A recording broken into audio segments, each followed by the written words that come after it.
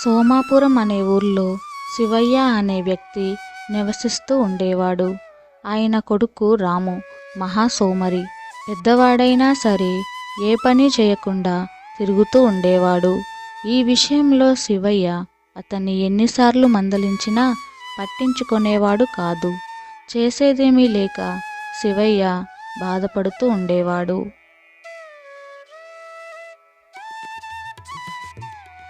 ఒకరోజు సోమాపురానికి కాశీ నుండి ఒక సాధువు వచ్చాడు. ఆయన దగ్గరికి వెళ్ళి ఊళ్ళోని వాళ్ళంతా ఆశీస్సులు తీసుకొని తమ సమస్యలను చెప్పుకున్నారు.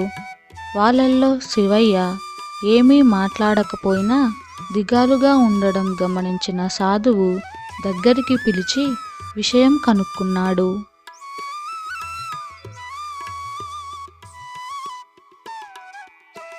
సాయంత్రం గ్రామస్తులతో మాట్లాడేటప్పుడు ఈ ఊళ్ళో ఒక బద్ధకస్తుడు ఉన్నాడు.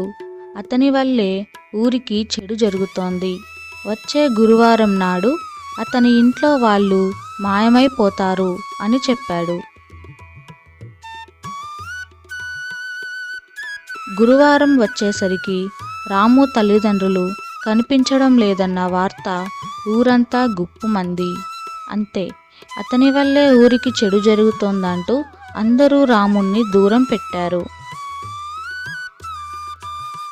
ఇంట్లో వాళ్ళు లేకపోవడంతో అన్నం కోసం కూడా అతను బాగా ఇబ్బంది పడాల్సి వచ్చింది.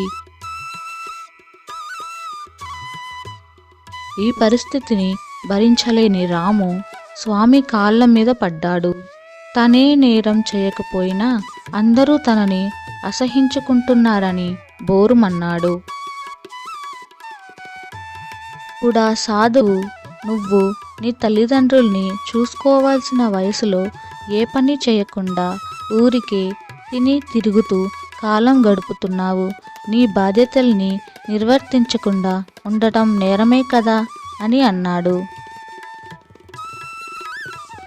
దీంతో తప్పు తెలుసుకున్న రాము కష్టించి పనిచేయడం మొదలుపెట్టాడు. ఇప్పుడు తల్లిదండ్రులు తనని చూస్తే ఎంతో సంతోషపడతారని అనుకుంటూ ఉండేవాడు.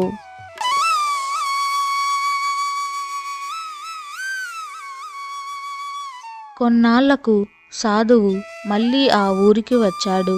అందరితో మాట్లాడుతూ బద్ధకస్తుడు మారిపోవడం వల్ల అతని ఇంట్లో వాళ్ళు తిరిగి వస్తారు అని చెప్పాడు. మర్నాడే రాము తల్లిదండ్రులు ఊళ్ళో అడుగు పెట్టారు.